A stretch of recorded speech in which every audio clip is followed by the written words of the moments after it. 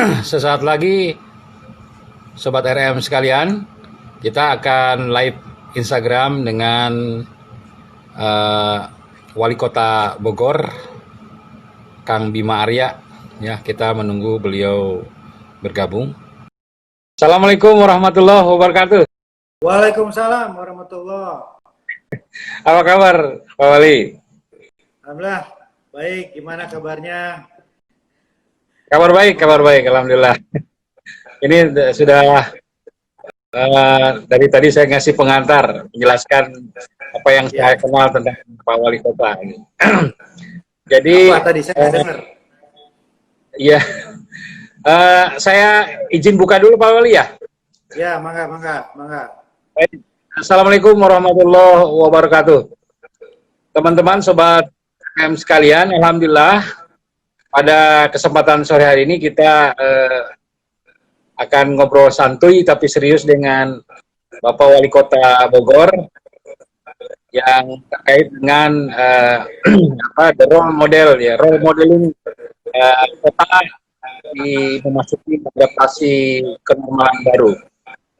Dan alhamdulillah telah hadir bersama kita Bima. Dan sebelum masuk ke tema itu, pengen sekali mereview sedikit Kang terkait dengan bagaimana pengalaman personal terpapar corona, kaitannya dengan apakah pengalaman personal terpapar itu mempengaruhi cara bekerja mengurusi kota di masa pandemi ini. Silakan Kang. Ya, terima kasih Kang BRH. Saya senang bisa ketemu dan ngobrol-ngobrol lagi, berbagi. Ya, sebetulnya kalau diajak berbicara tentang masa-masa COVID, kadang-kadang juga agak gimana ya, mengingat sesuatu yang tidak mudah, memang nggak mudah juga gitu. Tapi saya bisa bilang begini, waktu saya di rumah sakit, hari-hari pertama itu kan ujian yang paling berat lah. 3 hari pertama itu ujian yang paling berat. Ketika gejala klinisnya lumayan terasa, psikis kemana-mana, pikiran liar kemana-mana, itu masa paling berat.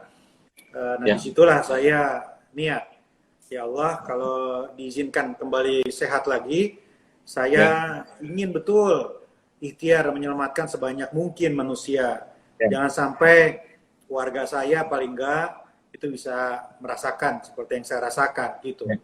Dan dari dalam ruang isolasi saya gergetan melihat bagaimana banyak warga yang nggak paham tentang COVID-19, melihat bagaimana berkembang teori konspirasi, melihat bagaimana orang-orang nggak percaya bahwa COVID itu ada, melihat orang-orang yang betul-betul cuek, yang kemana-mana tanpa masker dan lain-lain.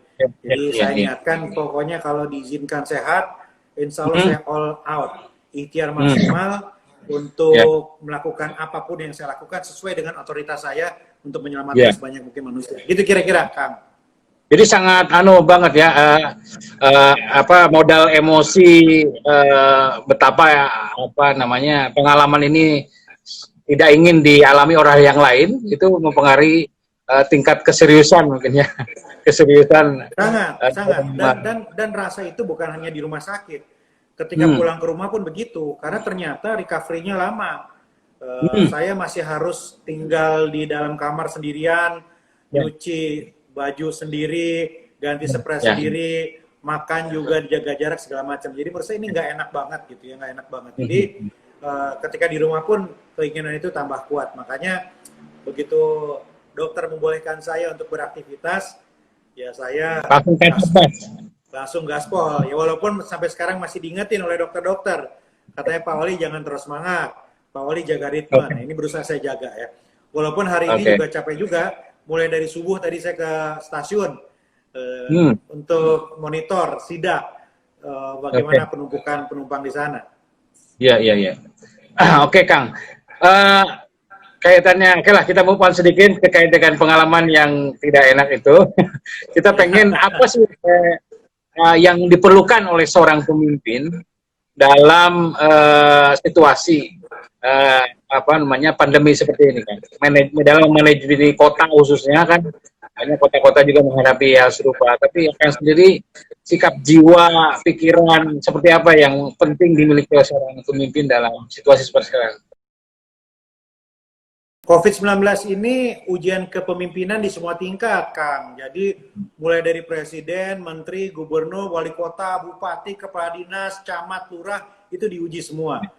Nah, sekarang ini semuanya sedang dilihat mana yang betul-betul pemimpin, mana yang kira-kira masih belum maksimal sebagai pemimpin. Dan itu sangat nggak mudah. Kenapa? Karena ibarat perang, kita itu melawan musuh yang nggak kelihatan. Kelihatan, ya. Kemudian kita harus menyelamatkan sebanyak mungkin warga dengan logistik yang terbatas, dengan pengetahuan tentang musuh yang terbatas pula, dengan aturan yang seringkali tumpang tindih. Kira-kira itu gambarannya.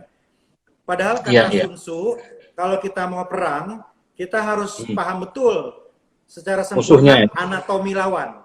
Nah, ini lawan yang gelap ini. Sampai sekarang banyak misterinya lawan kita ini. Masa inkubasi yang tadinya 14 hari sekarang bisa 1 bulan. Sekarang ada lagi teori reinfeksi, reaktivasi, terjadi mutasi. Jadi banyak. Nah, karena itu, karena menghadapi suasana perang ini, nomor 1 menurut saya, pemimpin itu harus sadar bahwa nggak bisa sendiri. Itu kunci utama. Wali kota nggak bisa sendiri. Gubernur nggak bisa sendiri. Harus terbuka. Jadi kepemimpinan yang kolaboratif. Kuncinya adalah mendengarkan ahlinya. Makanya kalau di Kota Bogor, kita semua berpegangan pada ahli epidemiologis. Jadi datanya gimana? Karena begitu kita dengerin ahli, nanti langkah-langkahnya akan lebih sistematis. Tapi kalau kita cuek, nah itu ibarat kayak film-film science fiction Hollywood. Bencana itu mulai ketika saintis dicuekin sama politisi. Nah, jadi kunci utama menurut saya adalah kepemimpinan yang terbuka. Itu pertama. Yang kedua, ya harus berani ngambil keputusan. Nggak bisa kita menyenangkan semua orang. Nah, resep pemimpin memang selalu begitu, tidak bisa menyenangkan semua orang. Tapi sekarang kita semakin diuji. Nggak bisa kita hanya orientasi popularitas saja. Seringkali keputusan kita itu terlihat pahit. Seperti kita harus nutup pasar, kita harus melarang ojol misalnya. Itu kan berat. Nah, tapi inilah diuji. Bagaimana kita berani mengambil keputusan. Yang ketiga, yang terakhir menurut saya, ini ribet, ini rumit. Tapi warga kan harus tahu. Nah, karena itu skill yang ketiga yang harus penting juga adalah kemampuan komunikasi publiknya, Kang BRH. Jadi menyampaikan sesuatu yang rumit secara mudah kepada warga. Itu tantangan. Kang, ini kan di era informasi yang diwakili bukan hanya media massa, tapi sosial media, warga masyarakat itu kan challenge untuk benar-benar menyeleksi informasi kan. Ada banyak grup WhatsApp yang share, bukan hanya di WhatsApp, di Facebook, Instagram, yang intinya rupa-rupa terkait dengan madhab-madhab menyikapi COVID-19 ini. Nah, di pengalaman Kota Bogor dalam leadership information, misalnya warga Kota Bogor mohon hanya mendengar misalnya gitu. Ada nggak soal itu di Kota Bogor itu? Ya, itu persis. Jadi ketika perang, salah satu yang harus kita amankan adalah opini publik. Jadi kalau dulu di Perang Dunia Pertama, Perang Dunia Kedua, kita kenal konsep propaganda. Di mana Hitler melakukan propaganda total gitu, sehingga tidak ada opini-opini yang bisa melemahkan. Kalau saya ambil perumpamaan, sekarang situasinya mirip. Jadi di tengah situasi perang ini, kita harus semaksimal mungkin menguasai informasi.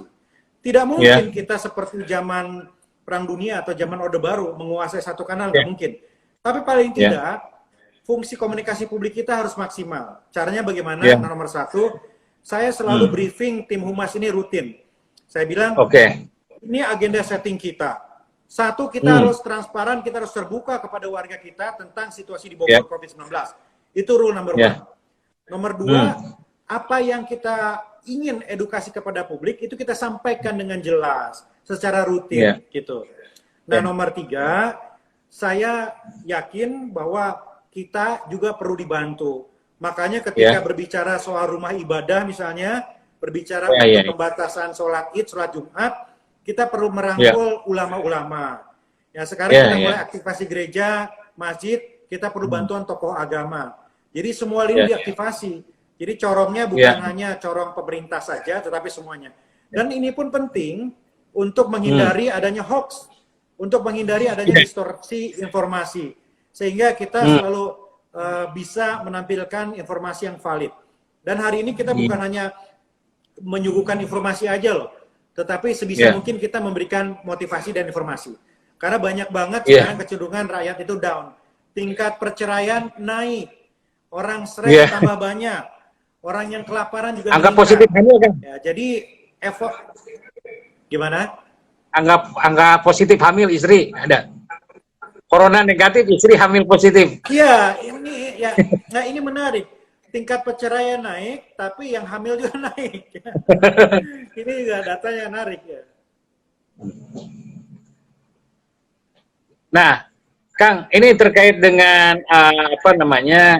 misalnya bagaimana warga kota mendapat benefit dari Kang Bima kan aktif juga di sosial media ya, di Instagram. Saya pernah mengatakan kepada warga kalau informasi tentang kota lihat Instagram saya, itulah policy dari kota. Barangkali penting juga menegaskan untuk warga kota nih, karena di warga-warga lain nih, waduh sudah berseliweran gitu. Di era sekarang ini kan dengan era sosial media kan bisa wali kota barangkali bisa menegaskan untuk satu pintu informasi. Pokoknya yang dari humas dan dari akun saya itulah tentang kota. Gimana? Betul. Jadi kalau dalam suasana biasa, saya katakanlah postingnya itu sekali setiap hari ya. Tapi dalam kondisi seperti ini, itu tidak terbatas. Karena rakyat itu butuh penjelasan dalam banyak hal yang cepat. Seperti berapa hari ini rakyat perlu tahu situasi tentang stasiun kereta api. Ya. Yang kedua, rakyat terutama orang yang sekarang menunggu bantuan, ini ingin tahu cara memeriksa apakah mereka masuk bantuan atau tidak, mereka harus tahu. Nah, nggak bisa kan semuanya kita jatah. Jadi dalam satu hari bisa saja saya posting melalui kanal pribadi atau wali kota 3 atau 4 kali. Kemudian humas pun selalu saya briefing seperti itu. Dan yang lebih penting lagi sebetulnya, ya bagaimana kita memiliki tim crisis center ya. Jadi kalau di Pemkot itu ada WAG khusus, yang kalau ada isu cepat, ya itu harus ditindaklanjuti dengan cepat pula. Dan semaksimal mungkin ini bekerjanya 24 jam. Jadi kalau jam 1, jam 2 ada persoalan, bisa langsung dieksekusi. Kang, mengenai smart city ya, di era pandemi ini kan sebetulnya penguatan di digital ya. Peran digital pemerintah kota dalam membantu warga ya. Seberapa serius kota memperbaiki infrastruktur dan juga mengedukasi masyarakat tentang penggunaan digital dalam situasi seperti ini ya. Misalnya kan hampir seluruh, misalnya utamanya yang ruhnya, misalnya kegiatan dakwah keagamaan sebagai ruhnya masyarakat, lalu kegiatan pendidikan menggunakan study from home segala macam. Nah, peran kota dalam menyiapkan infrastruktur digital untuk masyarakat? Beberapa hari sebelum saya masuk rumah sakit, saya sudah sampaikan kepada seluruh jajaran wali kota. Ini saatnya untuk aktivasi smart government. Kalau selama ini kita agak berproses, ini saatnya untuk akselerasi atau mempercepat. Mana titik tekan kita? Ada 3, Kang Budi. Ada 3. Pertama adalah smart government terkait penanganan COVID. Fokus kita. Jadi contohnya apa? Contohnya 1, kita ciptakan aplikasi namanya Salur. Jadi warga bisa memeriksa apakah mereka masuk bantuan atau tidak. Ya, jadi digital. Kemudian kedua ada program Jaga Asa, keluarga asuh kota. Jadi warga bisa membantu keluarga lain dengan aplikasi. Kemudian ketiga ada sistem surveillance, aplikasi yang bisa mengecek, mendeteksi sistem isolasi. Itu 1. Yang kedua adalah pelayanan publik. Kita maksimalkan lagi modal pelayanan publik kita yang tadinya tidak semuanya online. Nah sekarang lebih mudahkan lagi warga dilayani dengan online. Itu contohnya. Ya, kemudian saya minta semua dinas juga berinovasi. Sekarang baru saja saya selesai rapat membangun satu aplikasi bagaimana warga bisa memesan tempat di taman-taman kota melalui online. Jadi ketika taman kota mulai dibuka, mereka mesen secara online, membooking tempat di situ. Nah ini insya Allah minggu depan akan kita terapkan. Itu yang kedua. Nah, yang ketiga adalah kebutuhan-kebutuhan baru yang berkembang secara online. Misalnya apa? Konten pendidikan, konten penguatan keluarga, kemudian teknis untuk dakwah. Ya, jadi sekarang ini secara spiritual rakyat juga perlu dikuatkan, rakyat juga perlu diberikan motivasi. Banyak orang tua bingung, mati gaya katanya di rumah mau ngajarin anaknya apa. Nah, saya minta Dinas Pendidikan untuk berkolaborasi untuk menyiapkan konten-konten itu. Jadi kita maksimalkan teknologi informatika untuk juga bisa memberikan inspirasi, mengisi ruang kekosongan spiritual. Ya Kang, kaitannya dengan digitalisasi dalam pemerintahan kota atau dalam sebuah pemerintahan itu kan juga selain memang sekarang kebutuhannya mendesak, juga kan ini ada soal digitalisasi ini bisa memotong rantai birokrasi ya. Jadi dulu kan layanan mesti ada pertemuan ya dengan ini. Sekarang kan dengan adanya digitalisasi kan untuk pendaftaran apa saja, aplikasinya semua pakai digital. Apakah memang mempercepat dengan efisiensi dengan digitalisasi dengan momentum COVID ini? Efisien. Sangat digital.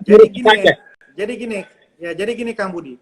COVID-19 ini membuat secara teknologi kita dipaksa ditarik ke masa depan 20 tahun. Tapi secara fisik kita ditarik mundur 20 tahun ke belakang. Jadi secara fisik kita agak konservatif. Mundur lagi ke belakang. Interaksi kita, aktivitas kita agak terbatas. Tapi secara teknologi kita dipaksa ditarik ke depan 20 tahun. Contohnya apa? Ya, rapat-rapat yang selama ini diselenggarakan secara fisik, ini dengan sangat cepat sekali bisa dilakukan secara online. Seperti tadi, dalam waktu 1 jam, kita selesaikan briefing staff. Saya memberikan arahan kepada kepala dinas, camat, lurah dalam waktu 1 jam, dan mereka bisa langsung bergerak. Ketimbang mereka datang ke balai kota, proses jalannya, dan lain sebagainya. Dan itu bisa dilakukan dengan sangat cepat sekali. Jadi saya kira ternyata ada blessingnya, ada hikmahnya, ada percepatan cara kita berkomunikasi secara sangat efektif. Iya. Nah, ini juga kan karena dengan ada digitalisasi juga ada semacam efisiensi ya, penghematan dalam anggaran. Berarti mungkin dari ke depan mungkin kalau memang ini dipertahankan bisa ada realokasi anggaran untuk program-program yang lebih prioritas gitu. Biasanya kan nanti rapat banyak di sewa hotel, sewa gedung, misalnya kan. Sekarang kan bisa modelnya webinar series rapat melalui Zoom gitu kan, sampai intim dengan keluarga di rumah, tapi pekerjaan. Bahkan sekarang beberapa perusahaan yang multinasional sudah menawarkan udah work from home dan bahkan di mana aja, yang penting bottom line-nya beres pekerjaan. Betul. Jadi salah satu hikmah atau blessing dari kondisi saat ini adalah membuat quantum leap, lompatan-lompatan yang lebih cepat, sehingga kita kemudian bisa menjadi sadar bahwa ternyata banyak cara yang lebih efektif, dan itu konsekuensinya adalah pada efisiensi dari APBD, ya, sehingga anggaran untuk rapat bisa dialokasikan untuk infrastruktur misalnya, kemudian anggaran-anggaran untuk koordinasi langsung juga bisa dialokasikan kepada yang lain. Sekarang justru semakin terlihat mana kegiatan-kegiatan selama ini mubazir semakin terpetakan. Nah, kalau sekarang ini efisiensinya dialihkan untuk COVID-19, jadi APBD Kota Bogor ini kan 2,3 triliun, kita sisihkan 144 miliar untuk COVID-19. Tapi kedepannya ketika COVID ini sudah berlalu, efisiensi ini bisa saja kita alokasikan untuk sektor-sektor lain yang lebih produktif. Iya, jadi realokasi, rebudgeting juga ya berarti ya. Iya. Nah, ini Kang, yang kaitannya dengan adaptasi kenormalan baru, Jawa Barat kan termasuk banyak diapresiasi oleh dunia ya, ada beberapa apresiasi dari WHO dari beberapa, dan salah satu penyumbang prestasi Jawa Barat adalah Kota Bogor. Nah, ini yang kaitannya dengan ini, Kang. Bagaimana Kota Bogor merespon apa namanya kenormalan baru di bidang pendidikan? Ini kan di bidang pendidikan ini sampai sekarang masih ada kegamangan ini ya. Sampai sekarang di kota tempat saya tinggal, Tangerang Selatan ini misalnya, belum ada keputusan mengenai ini sekolah ini bagaimana. Eh, Gimana kalau padahal ini termasuk yang awal juga gitu. Terus Jadi gini, jadi gini, ini kan sebetulnya pilihan atau perdebatan antara kesehatan dan ekonomi. Ketika ya. kita mulai melonggarkan atau membuka, sesungguhnya kan bukan karena sudah aman, tetapi karena pertimbangan ekonomi. Ya. APBD Kota Bogor ini hanya bertahan sampai bulan September kalau kita tutup Oke. total semua. Sama ya seperti di semua daerah di Indonesia. Nah, karena itu kita harus mulai berpikir untuk membuka sektor-sektor ekonomi dengan catatan ada protokol kesehatan yang kuat begitu. Ya. Nah, masalahnya adalah sektor mana yang diprioritaskan. Kalau menurut saya pendidikan tidak termasuk yang diprioritaskan dalam konteks ekonomi tadi. Kenapa? Karena sekolah ini terlalu besar risikonya. Terlalu besar. Saya tidak bisa membayangkan bagaimana mungkin kita mengatur anak-anak SD ya ataupun bahkan SMP dengan protokol kesehatan yang ketat. Dengan masker, jaga jarak dan lain-lain. Saya kira hampir mustahil itu terjadi. Karena itu saya tidak setuju. Mobilitas mereka ya di jalan segala macam mampir sana sini. Oh iya, coba bayangin anak SD kelas 3 kemudian lari berdua, mereka akan ke toilet, di toilet mereka merasa maskernya itu lucu, kemudian mereka tukeran, ya ambiarlah semua gitu. Nah karena itu menurut saya nggak setuju kalau agak dipaksakan ya tatap mukanya ya. Kalau tahun ajaran boleh saja dimulai Juli, tapi tatap mukanya sebaiknya diundur saja. Paling cepat harusnya akhir tahun. Nah, tetapi itu khusus untuk SD SMP. Tetapi katakanlah 3 SMP atau 3 SMA mungkin bisa diatur model tatap mukanya. Itu poin pertama. Poin kedua menurut saya, ini saatnya kita menyempurnakan sistem belajar jarak jauh. Ya, jadi kita kuatkan terus dengan segala macam variannya. Bisa jadi kemudian orang tuanya yang datang ke sekolah sesekali untuk update dan menerima tugas misalnya. Seperti itu. Jadi kita masih banyak ruang kreasi lah untuk menyempurnakan sistem belajar jarak jauh kita. Jangan sampai terburu-buru. Saya banyak menerima kekhawatiran orang tua kalau terlalu dipaksakan. Karena di banyak negara gelombang kedua itu terjadi ketika sekolah dibuka. Anak-anak yang sehat itu menjadi OTG menularkan kepada orang tuanya di rumah. Di rumah ya. Nah, kalau Kota Bogor sendiri secara khusus, ini sedang untuk pendidikan ini skemanya apa? Yang baik itu memang untuk lokal maupun yang kalau oleh kota kan berarti untuk SD SMP ya, kalau SMA kan oleh provinsi ya peraturannya. Yang sedang disiapkan apa di bidang pendidikan? Ya, kami berpedoman pada kebijakan provinsi. Dan alhamdulillahnya koordinasi dengan provinsi ini sangat-sangat bagus ya. Jadi Pak Gubernur Kang Emil juga sama, selaras pandangannya, nggak usah terburu-buru kalau akhir tahun. Ya sangat mungkin tatap muka itu baru diselenggarakan awal tahun depan begitu ya. Nah jadi kita semua landasannya adalah ke provinsi. Tapi kalau kita berdasarkan kewenangannya, memang hanya SD sampai SMP. Dan saya sepakat ya paling cepat ya akhir tahun untuk SD dan SMP ini. Ini boleh Kak mengulas sedikit tentang ini Pak? Pendidikan Islam berbasis pesantren. Saya banyak mendapatkan laporan ya bahwa beberapa pesantren di Jawa Barat, di Jawa Timur sudah mulai membuat maklumat untuk kembali ke pesantren akhir Juni ini. Apakah kasus kayak boarding school dengan sekolah yang normal itu harus disamakan atau dibedain? Ya, sebetulnya kuncinya dua ya. Sejauh kita bisa pastikan screening berjalan dengan baik. Artinya ketika kembali lagi ke boarding school, ke pesantrennya, itu sudah lolos screening kesehatan ya melalui rapid atau ya ditindaklanjuti melalui swab. Itu poin pertama. Poin kedua adalah ya protokol kesehatan di tiap pondok itu berjalan dengan maksimal. Tetap tidak bisa kita kembali ke situasi normal di mana tidak ada jarak, ya baik ketika belajar, beribadah maupun ketika tidur malam gitu. Jadi dua hal itu. Pertama screeningnya, kedua protokol kesehatan di ponpesnya, di pondoknya. Ya, Kang, ini yang kenormalan adaptasi kenormalan baru kan, kalau Kota Bogor kan sering ada citra kota sejutaan pot ya. Nah ini kan ini transportasi publik lower ekonomi. Bagaimana di bidang ini, lalu kaitannya dengan banyak warga yang tinggal di Bogor lalu ke Jakarta? Ini saya juga tadi lihat di IG sidak ke stasiun untuk mengecek ini, gimana Kang mengenai kenormalan dulu di bidang transportasi? Jadi berdasarkan data, angka COVID-19 di Kota Bogor alhamdulillah sudah melandai. Angka reproduksinya sudah 0,5. Jadi di bawah 1. Tingkat penularan di kota sudah relatif kita bisa kendalikan.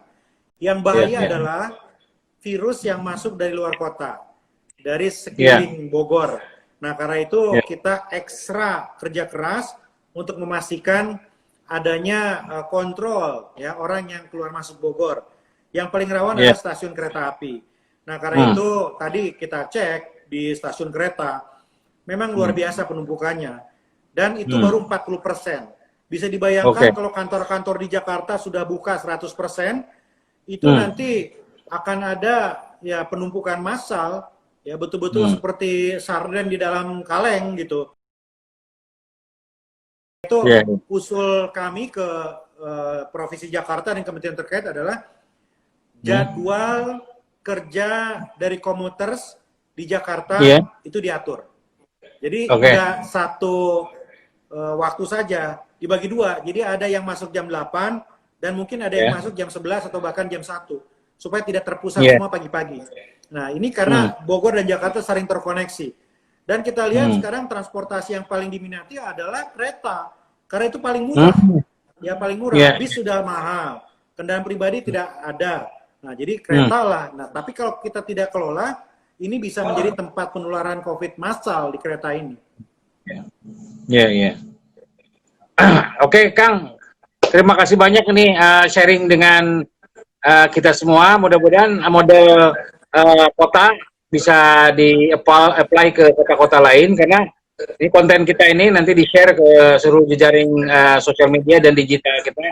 Ini nanti pengen silaturahmi ke Bogor sekalian deep interview tentang banyak hal, termasuk barangkali 2024 apakah ada agenda lain?